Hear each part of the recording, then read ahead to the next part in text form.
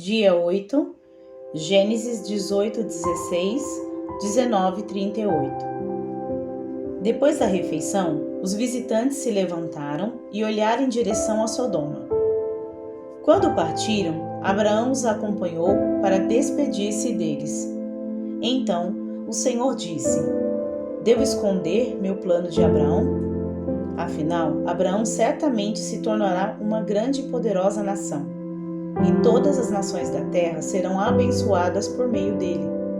Eu o escolhi para que ordene a seus filhos e às famílias deles que guardem o caminho do Senhor, praticando o que é certo e justo. Então, farei por Abraão tudo o que prometi. Portanto, o Senhor disse a Abraão: Ouvi um grande clamor vindo de Sodoma e Gomorra, porque o pecado dessas duas cidades é extremamente grave. Descerei para investigar se seus atos são, de fato, tão perversos quanto tenho ouvido. Se não forem, quero saber. Os outros visitantes partiram para Sodoma, mas Abraão permaneceu diante do Senhor. Aproximou-se dele e disse: Exterminarás tanto os justos como os perversos? Suponhamos que haja 50 justos na cidade. Mesmo assim, os exterminarás e não a pouparás por causa deles? Claro que não farias tal coisa, destruir o justo com o perverso. Afinal, estarias tratando o justo e o perverso da mesma maneira. Certamente não faria isso. Acaso o juiz de toda a terra não faria o que é certo? O Senhor respondeu: Se eu encontrar 50 justos em Sodoma, pouparei a cidade toda por causa deles. Abraão voltou a falar: Embora eu seja apenas pó e cinza, permita-me dizer mais uma coisa ao meu Senhor. Suponhamos que haja apenas 45 justos, e não 50. Destruirás a cidade toda por falta de 5 justos? O Senhor disse: Se encontrar ali 45 justos, não a destruirei. Abraão levou seu pedido ainda mais longe. Suponhamos que haja apenas 40. O Senhor respondeu: Por causa dos 40, não a destruirei. Por favor, não fiques irado comigo, meu Senhor, suplicou Abraão. Permita-me falar. Suponhamos que haja apenas 30 justos. O Senhor disse: Se encontrar ali 30 justos, não a destruirei. Abraão prosseguiu: Uma vez que tive a ousadia de falar ao Senhor, permita-me continuar. Suponhamos que haja apenas 20.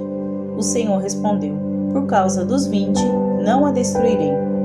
Por fim, Abraão disse: Senhor, não fiques irado comigo, por eu falar mais uma vez. Suponhamos que haja apenas 10. O Senhor respondeu: Por causa dos 10, não a destruirei.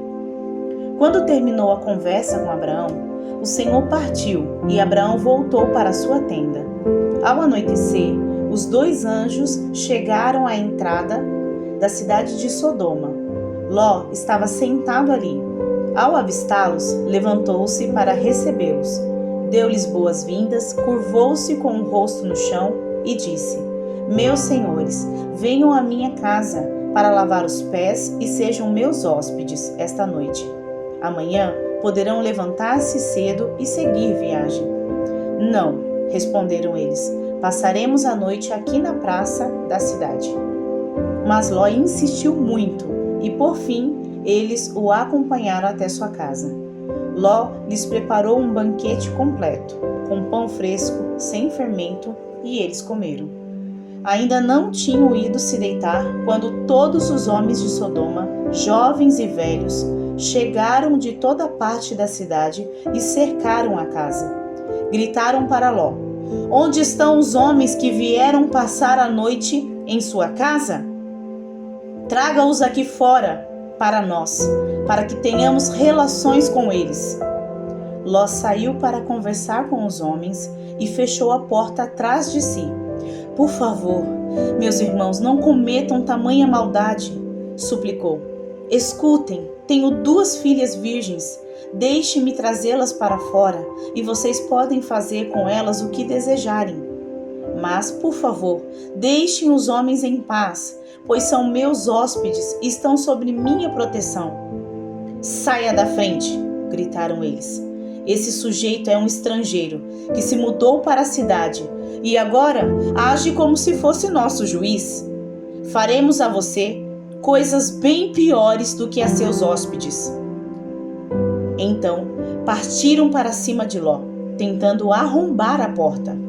Os 2 anjos, porém, estenderam a mão, puxaram Ló para dentro da casa e trancaram a porta. Depois, cegaram todos os homens, jovens e velhos, que estavam à porta, de modo que eles se cansaram e desistiram de invadir a casa.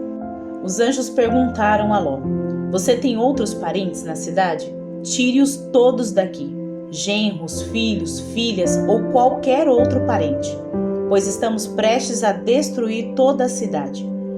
O clamor contra ela é tão grande que chegou ao Senhor, e ele nos enviou para destruí-la. Então Ló correu para avisar os noivos de suas filhas: Saiam depressa da cidade. O Senhor está prestes a destruí-la.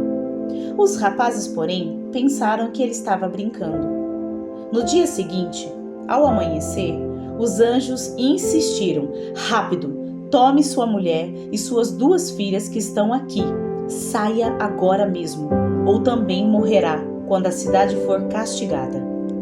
Visto que Ló ainda hesitava, os anjos o tomaram pela mão, e também sua mulher e as 2 filhas, e correram com eles para um lugar seguro, fora da cidade, pois o Senhor foi misericordioso.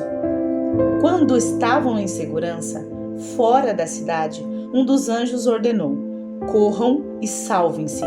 Não olhem para trás, nem parem no vale. Fujam para as montanhas, ou serão destruídos. Mas Ló suplicou: Não, meu senhor. Os senhores foram muito bondosos comigo. Salvaram minha vida e mostraram grande compaixão. Não posso, contudo, ir para as montanhas. A calamidade também me alcançará ali, e bem depressa. Eu morreria. Vejam, aqui perto há um vilarejo. É um lugar bem seguro. Por favor, deixe-me ir para lá, e minha vida será salva. Está bem, disse o anjo. Atenderei a seu pedido. Não destruirei o vilarejo, mas vá logo. Fuja para ele, pois não posso fazer nada enquanto você não chegar lá. Isso explica porque a vila era conhecida como Zoar. Ló chegou a Zoar quando o sol aparecia no horizonte.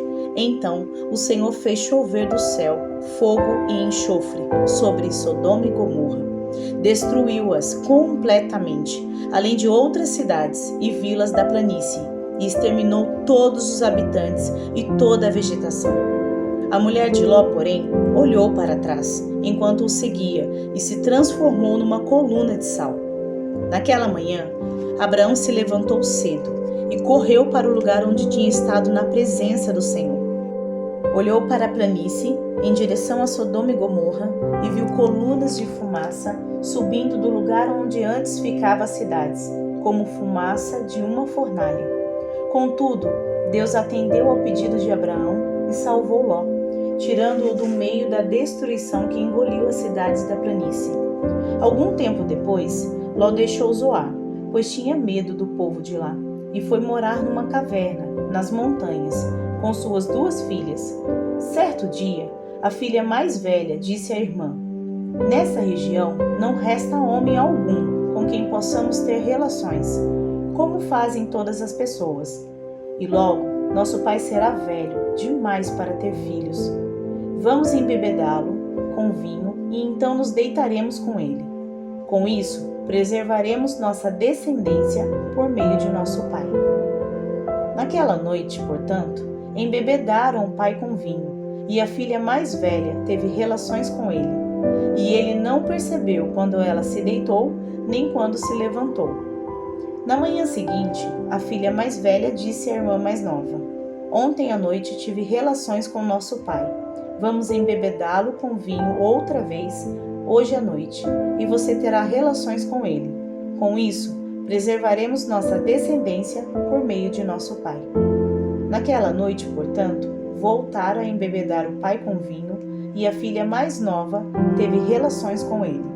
Mais uma vez, ele não percebeu quando ela se deitou, nem quando se levantou. Como resultado, as duas filhas de Ló engravidaram do próprio pai. Quando a filha mais velha deu à luz um menino, chamou-o de Moabe. Ele se tornou o antepassado do povo conhecido até hoje como Moabitas. Quando a filha mais nova deu à luz um menino, chamou-o de Ben-Ami. Ele se tornou o antepassado do povo conhecido até hoje como Amonitas. Mateus 6, 25, 7, 14. Por isso eu lhes digo que não se preocupem com a vida diária, se terão o suficiente para comer, beber ou vestir. A vida não é mais que comida? E o corpo não é mais que roupa? Observem os pássaros. Eles não plantam nem colhem, nem guardam alimento em celeiros, pois seu Pai Celestial os alimenta. Acaso vocês não são muito mais valiosos que os pássaros? Qual de vocês, por mais preocupado que esteja, pode acrescentar a menos 1 hora à sua vida? E por que se preocupar com a roupa? Observem como crescem os lírios do campo. Não trabalham nem fazem roupas, e no entanto, nem Salomão, em toda a sua glória, se vestiu como eles.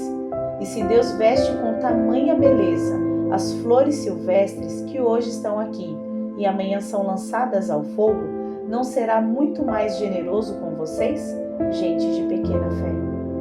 Portanto, não se preocupem dizendo: o que vamos comer? O que vamos beber?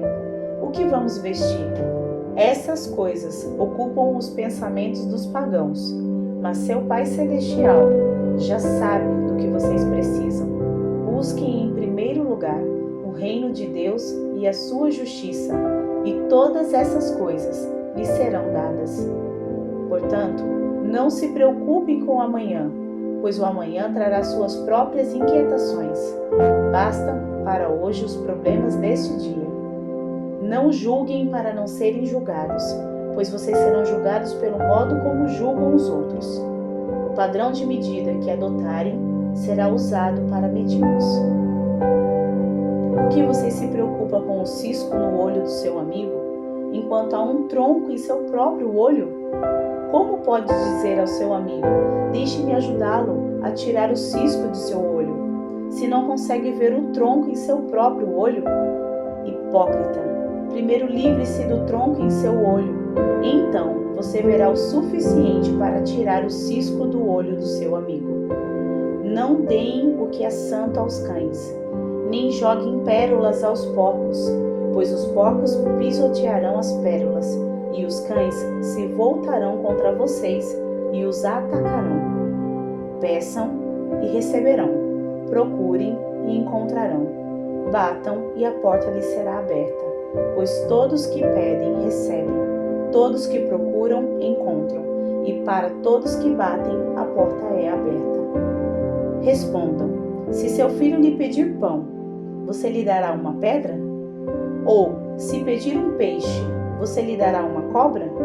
Portanto, se vocês que são maus sabem dar bons presentes a seus filhos, quanto mais seu Pai, que está no céu, dará bons presentes aos que lhe pedirem. Em todas as coisas, façam aos outros o que vocês desejam que eles lhes façam. Essa é a essência de tudo que ensinam a lei e os profetas. Entrem pela porta estreita. A estrada que conduz à destruição é ampla, e larga é sua porta. E muitos escolhem esse caminho, mas a porta para a vida é estreita e o caminho é difícil, e são poucos os que o encontram. Salmos 8, 1, 9. Ao regente do coral, Salmo de Davi, para ser acompanhado com instrumento de cordas. Ó Senhor, nosso Senhor, teu nome majestoso enche a terra. Tua glória é mais alta que os céus. Tu ensinaste crianças e bebês a anunciarem tua força. Assim calaste teus inimigos e todos que a ti se opõem. Quando olho para o céu e contemplo a obra de teus dedos, a lua e as estrelas que ali puseste, pergunto: quem são os simples mortais para que penses neles? quem são os seres humanos, para que com eles te importes? E, no entanto, o fizestes apenas um pouco menores que Deus, e os coroastes de glória e honra. Tu os encarregaste de tudo que criaste, e puseste sob a autoridade deles todas as coisas, os rebanhos, o gado e todos os animais selvagens, as aves do céu, os peixes do mar, e tudo que percorre as correntes dos oceanos. Ó Senhor nosso Senhor, teu nome majestoso enche a terra. Provérbios 2, 6, 15. Pois o Senhor concede sabedoria, e de sua boca vem conhecimento e entendimento. Ele reserva bom senso aos honestos, e é escudo para os íntegros. Guarda os caminhos dos justos, e protege seus fiéis por onde andam. Então você entenderá o que é certo, justo e imparcial, e saberá o bom caminho a seguir. Pois a sabedoria entrará em seu coração, e o conhecimento o encherá de alegria. As escolhas sábias o guardarão, e o entendimento o protegerá.